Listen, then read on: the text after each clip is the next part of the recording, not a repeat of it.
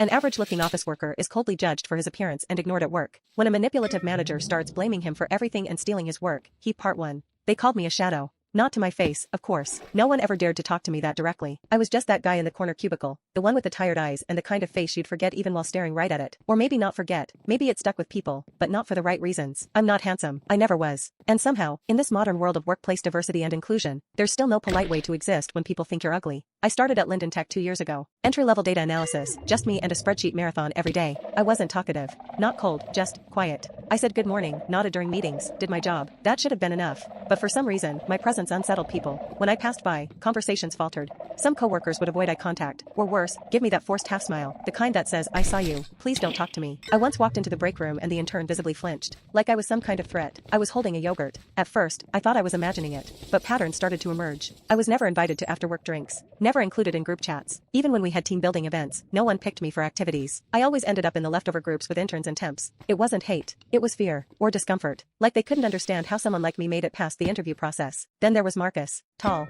polished, loud in a way people mistook for leadership. He was a mid-tier project manager and had a habit of delegating messes. At first, I stayed under his radar, but eventually, he noticed that I didn't push back. The first incident was minor. A report he'd failed to submit somehow became my responsibility. He CC'd me on an email to our supervisor saying, apologies, I assumed Elliot was handling this. No one asked if that was true. It wasn't. The second time, it was a client call. He missed it. Said I was supposed to brief him. I wasn't. I'd never even seen the invite. By the fifth or sixth time, it was routine. Marcus would screw something up, and before the dust settled, I'd find my name attached to it. I didn't complain. I didn't want to make things worse. That's the problem with being invisible. You're also disposable. One day, the company had a quarterly review. I'd spent weeks analyzing usage data for one of our new platforms. I had everything polished, visuals, insights, projections. When the meeting started, Marcus walked up and opened his own laptop. I watched in silence as he presented my work, line for line, chart for chart. Thank you for watching. If you're looking for part 2, check my profile.